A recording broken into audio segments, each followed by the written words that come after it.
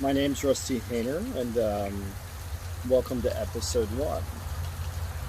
So, today we're going to be talking about big data and what big data is.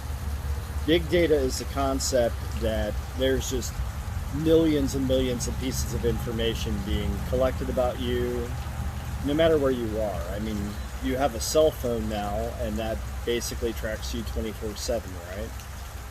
So imagine you're a storekeeper, just selling goods at an old Western style saloon or something like that. And you could pretty much keep tab on your own finances just by keeping a standard ledger. I know a lot of people that still use ledgers for their personal finances, but imagine something on the scale of, say, I don't know, Kroger, Walmart, Sam's Club, Costco, anything that does big business.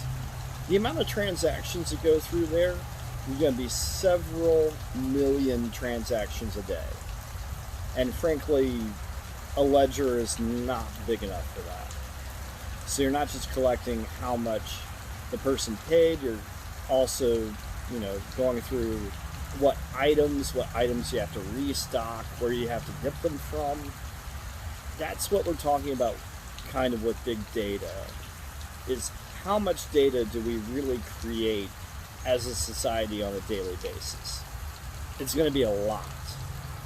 So what's funny is that we actually create quadrillions, it's a ridiculous amount of number of data points that you can actually collect on any given day or any given person even. You have that with your cell phone, right?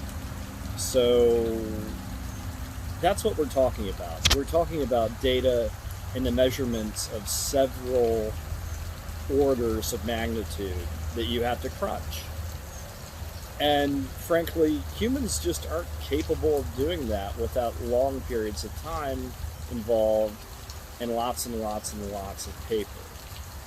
So what do we do with it? We put it in Excel spreadsheets, we put it in databases, send it through the internet and have computers crunch them.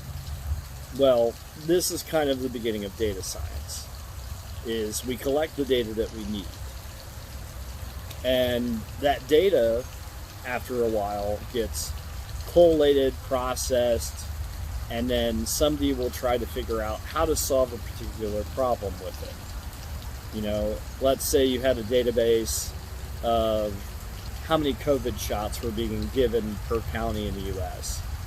And then you had the per capita income of each county in the US. Well, guess what? You just collect those two, marry them together, and you can formulate an idea on whether or not there's some sort of correlation between,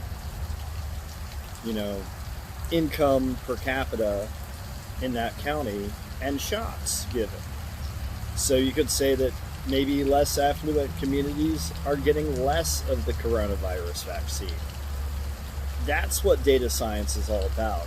It's trying to give research-driven solutions to problems and being able to tell a story behind it. So any problem that requires a lot of data collection, or there's a lot of data already for, are good candidates for data analysis and data science. But that's kind of what the big concept is. We live in an era of big data.